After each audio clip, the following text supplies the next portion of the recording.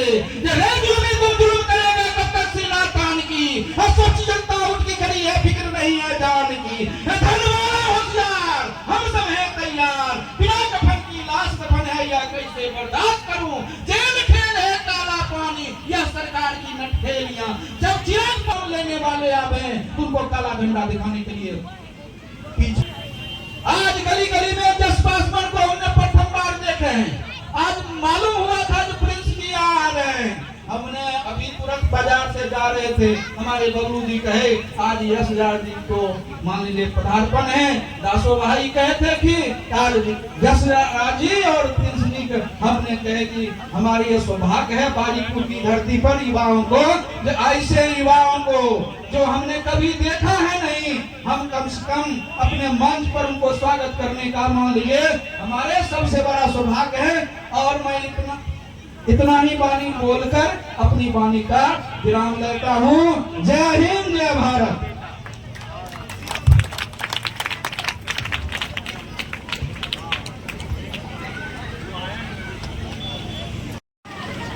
राष्ट्रीय लोक जनशक्ति पार्टी के जिला के अध्यक्ष और आज के इस दलित चौपाल के कार्यक्रम की अध्यक्षता कर रही आदरणीय निशा कुमारी जी और दलित सेना के वरिष्ठ नेता, बहुत 40-50 साल से जब लोग छोटे छोटे बच्चा थे तब से आदरणीय स्वर्गीय श्री रामविलास पासवान और हमारे पार्टी के राष्ट्रीय अध्यक्ष आदरणीय पारस बाबू जब एमएलए बने तब से दासो पासवान जी दलित सेना के और हमारे राष्ट्रीय अध्यक्ष के सानिध्य में राजनीति किए।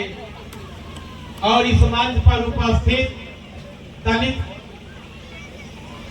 और आपके बीच नौजवानों के चेहरा, दलित के आने वाला भविष्य की आवाज, दलित सेना के नौजवान होनहार नेता, हमारे राष्ट्रीय अध्यक्ष आदरणीय पशुपति कुमार पारस जी के देश पुत्र नौजवान साथी आदरणीय यशराज पासवान जी, जिनको हम लोग मुस्कान बाबू भी बचपन से जानते हैं।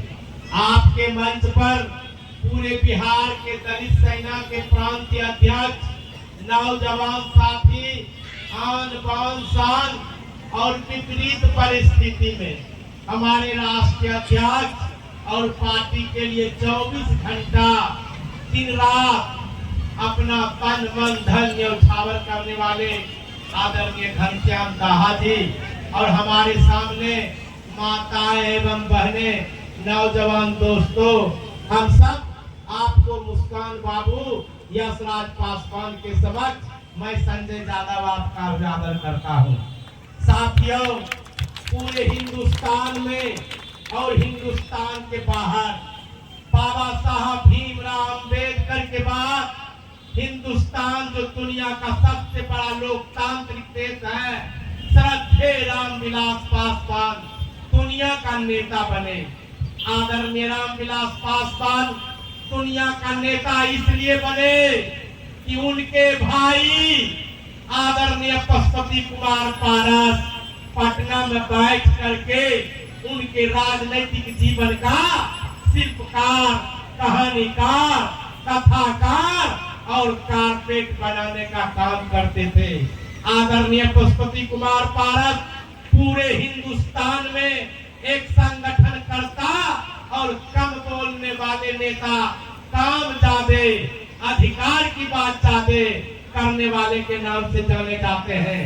और जब आदरणीय रामविलास पासवान के राजनीतिक जीवन पर संक्रमण काल गुजरने का वक्त आया तो यही पशुपति कुमार पारस आदरणीय रामविलास पासवान को गाइड किए एक भाई के तरह कि आदरणीय रामविलास पासवान जी आप पार्टी बनाइए। आज से 25 साल पहले आदरणीय रामविलास पासवान दिल्ली के रामलीला मैदान में राष्ट्रीय लोक जनशक्ति पार्टी का गठन किया।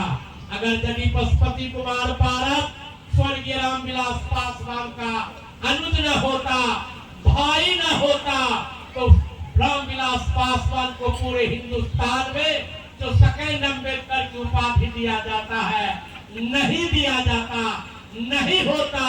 रामविलास पासवान को दलित मसीहा बनाने में जितना रामविलास पासवान की भूमिका है, रामविलास पासवान की भूमिका से बढ़कर आदरणीय पशुपति कुमार पारस का है।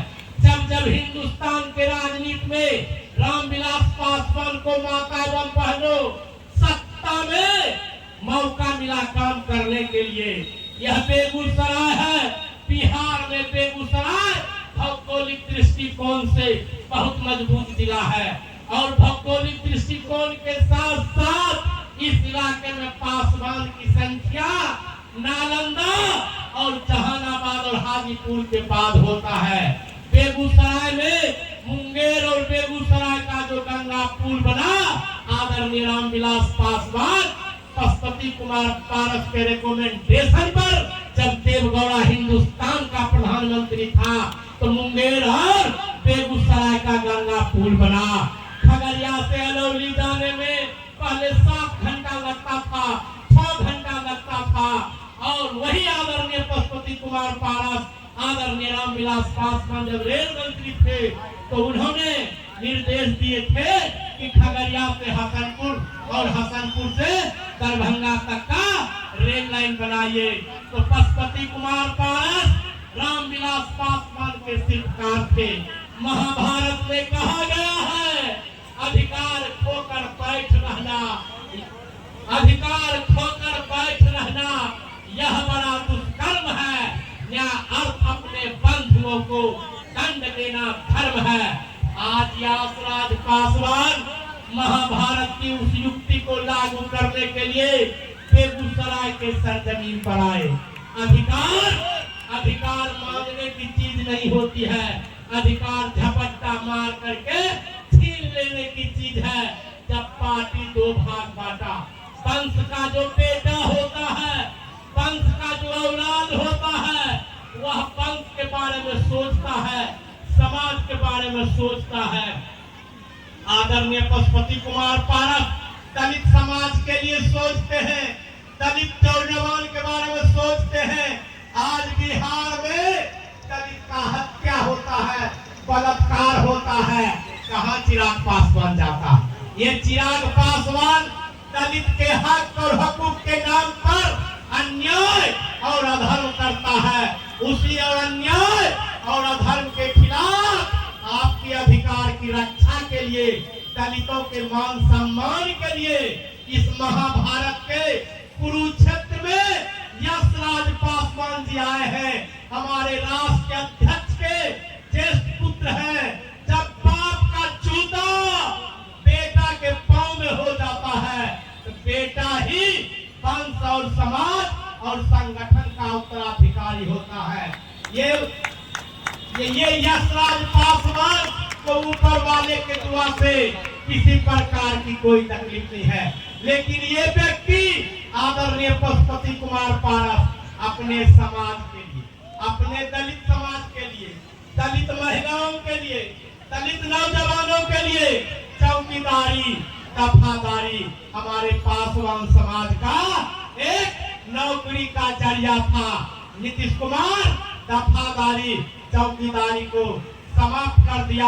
हमारे राष्ट्र अध्यक्ष आदरणीय पशुपति कुमार पारस हर 2 महीना के बाद, हर 3 महीना के बाद पटना में धरना देते हैं। रोज कहीं न कहीं बयान देते हैं कि दलित के हक के लिए, दलित के हुक के लिए राष्ट्रीय लोक जनशक्ति पार्टी किस संकल्प है। माता एवं बहनों, आपकी आबादी इस समाज में, इस देश में जितना पुरुष है उतना आप हैं। जितने माता एवं बहनें बैठी हैं, आप सीता हैं, आप द्रौपदी हैं। किस माँ के कोख से, किस माँ के कोख से कौन इंसान पैदा लेगा कोई नहीं जानता है। ना तो माँ का कोख देखा जाता है, ना नदी का स्रोत देखा जाता है। किस माँ के कोख से रामविलास पासवान पैदा लेगा, किस माँ के कोख से यशराज पासवान पैदा लेगा।